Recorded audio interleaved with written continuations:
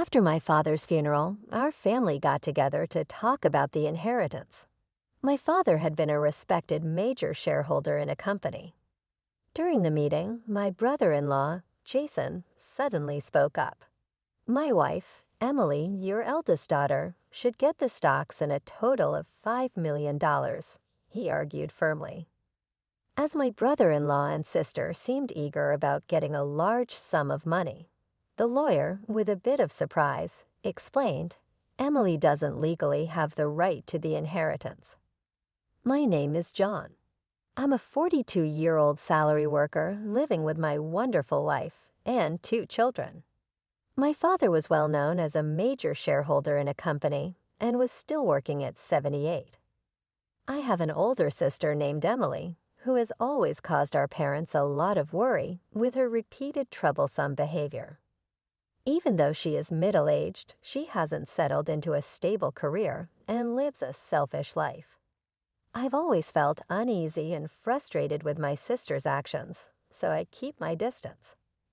When Emily turned 50, she suddenly brought home a young man and announced, I'm getting married. The man, Alex, was much younger than my sister. While he was attractive, he seemed irresponsible, which didn't impress me. Emily boldly demanded money from our father for her wedding, which she quickly spent. She shamelessly asked for more money, causing our father more stress. It's my inheritance anyway, so what's wrong with using it now? She said defiantly. I watched my sister's behavior coldly. Not long after her marriage, our father suddenly fell ill while playing golf and passed away quietly a few days later. Losing him so suddenly was a deep sorrow for me. His unexpected death shocked his many friends, and the phone kept ringing nonstop. Telling myself there was no time for tears, I took charge of the funeral arrangements for my grieving mother. As usual, my sister left home and refused to help with the funeral. Exhausted after the funeral, my mother and I barely had time to rest when the lawyer came to our house the next day to discuss the inheritance. We already knew that our father had left a will. Unaware of this, my sister Emily and her husband Jason, who seemed overly confident, barged into the discussion and made a shocking statement. Jason, looking triumphant, said, the stocks and the $5 million inheritance will go to my wife, your eldest daughter, so don't think about using it as you please. He boasted confidently. My mother and I were bewildered by this absurd statement, at a loss for words. Jason, looking smug, exclaimed, all right, Emily, with this will be rich too. His excitement was barely containable.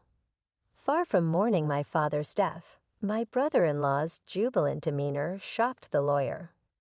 Emily, looking dissatisfied, questioned, what kind of reaction is that? The lawyer, facing them seriously, clarified, I'm sorry, Emily, but you have no legal right to the inheritance. This news left both my sister and brother-in-law stunned. Emily, visibly angry, raised her voice. That can't be true. Emily is the eldest daughter after all, Jason said, revealing his high hopes for the inheritance, a clear hint of greed in his eyes. Were you not aware Emily is not the biological daughter of the deceased? Upon hearing this, Emily's face changed dramatically, and she turned to our mother with a questioning gaze. Mom. At that moment, my mother looked conflicted, as if she couldn't find the right words to say. I had always known that Emily wasn't biologically related to our father, but it seemed she was completely unaware of this fact. Confused, Emily began to shake our mother's shoulders, pleading in a desperate voice, Mom, what does this mean? Unperturbed by the shaking, my mother calmly yet firmly replied, Emily, you are the daughter of my previous husband. As she quietly disclosed the significant fact, Emily, who had always tormented me by saying Dad loves me the most, now wore a face of utter disbelief. Suddenly, Jason interjected, but if there was an adoption, she would have rights to the inheritance. Right. That's correct, isn't it, Emily? He asked, seeking confirmation from my sister. Yes, that should be the case, Emily replied. However, in front of Emily, our mother slowly shook her head. No, Emily, we never went through an adoption, my mother stated quietly.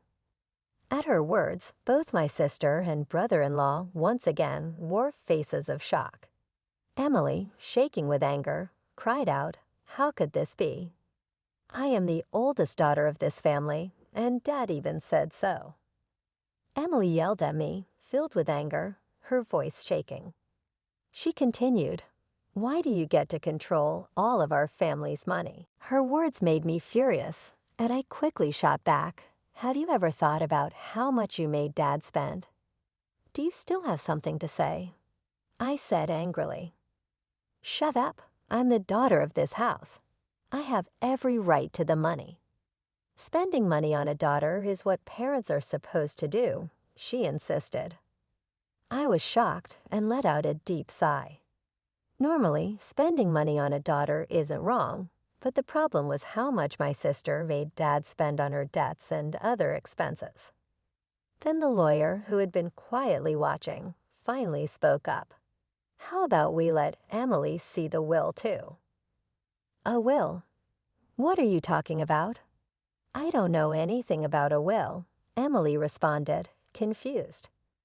Emily's ignorance about the will was her own fault. Dad wanted to discuss the will with the whole family and had asked everyone to be there when it was written, but she ignored this and went out to do other things. When I mentioned this, Jason couldn't hide his anger and glared at Emily. "Why did you do that, Emily? It was important." "So what will you all do?" At this question, my sister and brother-in-law looked at each other and agreed to hear the will. The lawyer then read aloud Dad's will, which clearly named my mother and me as the only inheritors of the entire estate. The will also explained why Emily was not legally adopted. It seemed Dad had originally wanted to accept Emily as a formal family member, but the will detailed his disappointment in her mean actions towards me in childhood and her increasing wastefulness as she grew older. No way. Emily was shocked and speechless. Faced with the reality of having no inheritance rights, she seemed unable to recover from the shock. "What does this mean, Emily? Were you deceiving me, making me believe we'd become rich?" Jason demanded. My mother and sister were stunned, but I wasn't surprised. Jason's dishonest behavior regarding money had always been obvious. He might have married Emily just for her money. "Emily, don't come back here until you have money." "Wait, Jason, don't be so cruel. I believed we'd be rich together." "I'm so disappointed in you," Emily pleaded. Jason roughly pushed past Emily and left the room. Left behind, Emily glared at us with a face full of anger. "Mom, why didn't you adopt me?" she demanded. My mother, struggling to find words, managed to say, "Well, that is why." "Why does Mom get the inheritance? I should have rights too. It's unfair because of Mom's lack of action. Don't you think it's terrible?" Emily cried. My mother quietly murmured, "Emily, it's unfair, too cruel." Emily's cries, with her hair disheveled, were intense enough to scare anyone, but the lawyer remained calm as if it were a normal day. "Why do you get everything? Why nothing for me?" Emily demanded. "Because I'm Dad's biological child," I said. As soon as I said that, Emily, in a fit of rage, reached out to hit me. "It would have been better if you never existed," she screamed. I thought that even if I hadn't been there, Dad would have made the same decision because of Emily's behavior. But before I could argue back, the lawyer quietly intervened. "Emily, please refrain from such actions. Otherwise, I will have to contact the police," he warned her gently. Emily, startled by the mention of the police, calmed down. With a history of minor crimes like shoplifting, she was sensitive to the mention of the authorities. My mother, holding back tears, tried to speak again, but Emily clicked her tongue in frustration and left the room. About 6 months later, the inheritance process was smoothly completed. Emily and Jason initially resisted strongly, but the lawyer's skillful handling left them little room to interfere. Eventually, my mother did give Emily a small amount of money, but it wasn't my place to comment on it. Frustratingly, Emily and Jason then disappeared without a trace. Their blatant greed left our relatives shocked and disappointed. One day, my wife suggested we take my mother and daughter out for a pleasant meal. Since losing Dad, my mother had been down, but spending time with her beloved granddaughter brightened her up. "Mom, why don't you come and live with us?" I proposed to my mother, but she hesitated. "Well, Emily might come by occasionally." "Emily only comes here to beg for money." "You shouldn't indulge her," I replied. My mother's hesitation was understandable. Despite her issues, Emily was her irreplaceable daughter. If we went to our family home, there was a chance Emily would cause trouble again. Understanding these concerns, I gave my mother some time to think as I drove her home. Surprisingly, there were lights on at the usually empty house. Thinking Emily might have returned, I parked the car cautiously in the garage. We got out of the car and started walking towards the entrance. Suddenly, a car rushed towards us. "Watch out!" My daughter, who was leading the way, yelled. Instinctively, I threw myself to protect my wife, barely avoiding the car. "Ouch!" I groaned in pain. Fortunately, the car only grazed me, but I was thrown against a flower bed. The car eventually crashed into the garage entrance and came to a stop. My wife, with a worried expression, asked, "Are you okay, Dad?" My mother trembled at the entrance, unable to speak due to surprise and concern. The situation was chaotic. I was rushed to the hospital by ambulance and ended up staying overnight. It turned out Jason was the one who caused the accident. He told the police he mistook the brake for the accelerator, but I wasn't convinced. During this time, Emily visited the hospital with my mother. While my mother was sending flowers, I looked at me and said, "You're surprisingly tough, aren't you?" She muttered, seemingly disappointed. I thought to myself, just as I suspected, and provocatively responded, "If I had died in the accident, Mom would have inherited everything." Disappointed at my words, Emily clearly looked uneasy. "I know what you were expecting," I continued as Emily averted her eyes, looking down. "But you see, Mom intends to renounce her inheritance, so your hopes won't come to fruition." As I said this, Emily stared back at me in astonishment. It seemed unbelievable to her that someone would willingly give up what they could receive. "I have a wife and kids, so Mom says the inheritance should go to them." "That's what a parent should do," I explained. "But that's—" Emily started to object, her words trailing off. "I've made a will, following Dad's example. Unfortunately, the inheritance that I should have will no longer go to Mom." At these words, Emily shivered, unable to hide her agitation. Unable to conceal her anger, Emily raised her voice. "Give me a share. It's $5 million, isn't it?" When I said no firmly, Emily got really angry and grabbed my shirt. "You should give me half at least. I'm your real sister," she shouted. She kept yelling loudly about wanting half of the money we inherited, but I felt sorry for her. Being so greedy would have disappointed Dad. "Can't you see that?" I said calmly to her. Emily's face turned red quickly, and she tried to grab my throat. Just then, our mom came back into the room and yelled, "Emily, what are you doing?" When she heard our mom, the nurses came in and took Emily away. Mom seemed to want to protect Emily, but Emily left, saying mean things to her. "What did I do wrong to raise her?" Mom said sadly. Not long after that, we found out that Mom had gotten sick. We felt sad seeing her get weaker, so we started helping out more with things like driving her places and doing chores. This seemed to make Emily even angrier. She might have found out from Mom or my wife when she asked for money.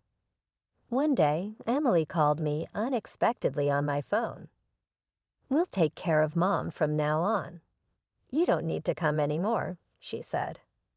"What do you mean, all of a sudden?" I asked. "I've already decided," she replied.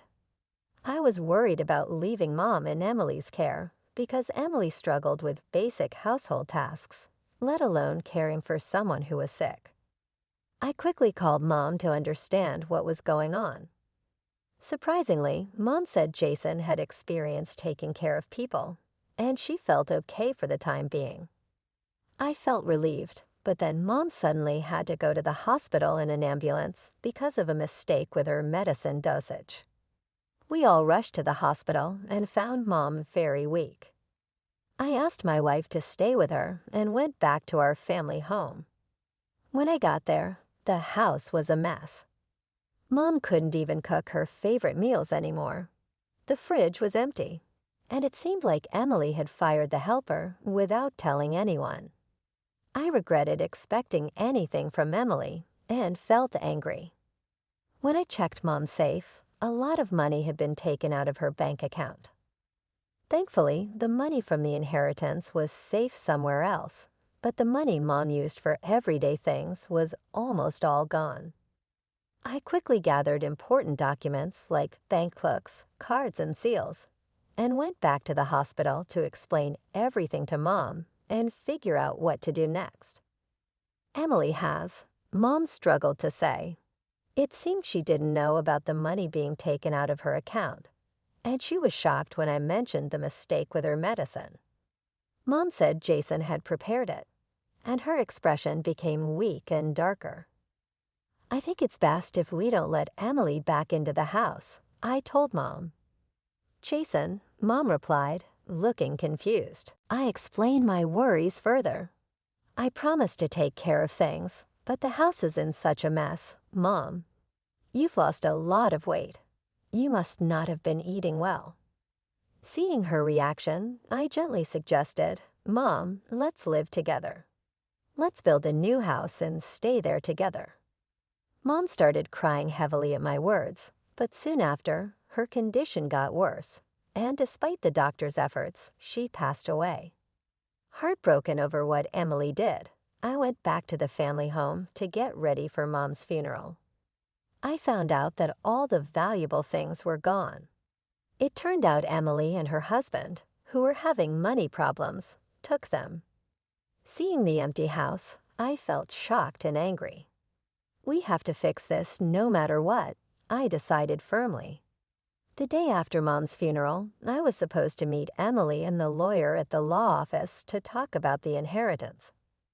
Emily, feeling superior, confidently said, "I have the right to Mom's inheritance, unfortunately for you." I couldn't help but laugh at her misunderstanding. She was making a big mistake. The lawyer opened the will, and as soon as we saw what was written, Emily's face turned pale with shock.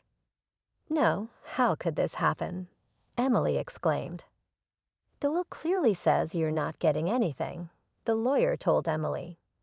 Jason, furious, demanded, "What's that supposed to mean? She's her daughter. You can't fool us. Give us the inheritance now." He banged the table in anger.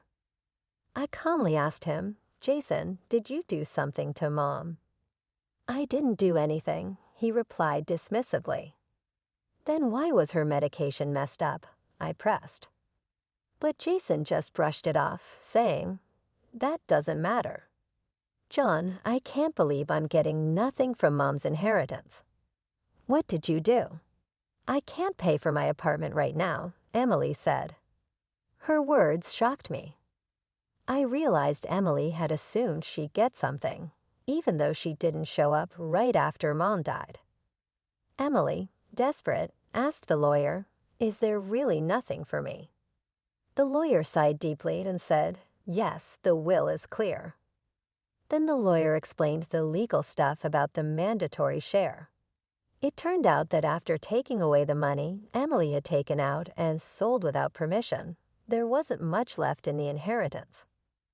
Actually, this was part of a plan I had talked about with the lawyer before. Emily was shocked and protested loudly. There can't be so little. Mom and I had purposely not told Emily about this. In reality, most of Mom's stuff had been given to my daughters while she was alive, so there wasn't much left to inherit. But Emily didn't want to accept it and kept complaining. Like with Dad, I felt really angry with Emily, who only took from others without doing anything herself. It's so disrespectful to just take money when Mom thought you'd take care of her. Taking care of someone costs money, and you don't get that, I told her. Then show me what you spent on Mom. If it's really necessary, I'll pay for it, Emily said. When I said that, Emily got shaky and her face changed. There's no proof without receipts. We can't agree to those expenses, I told her. While Emily was silent, Jason attempted to use a gentle tone to sway things his way. John, think about it. Your sister really needs help right now. Wouldn't it be good to lend a hand? I'm sorry, but I can't agree to that, I said firmly. Jason was shocked by my direct refusal and stayed quiet for a bit. I didn't hold back my feelings and openly admitted, honestly, I've been treated badly by my sister for a long time. I almost feel satisfied now. But your siblings, right? Can't you try to work together a bit?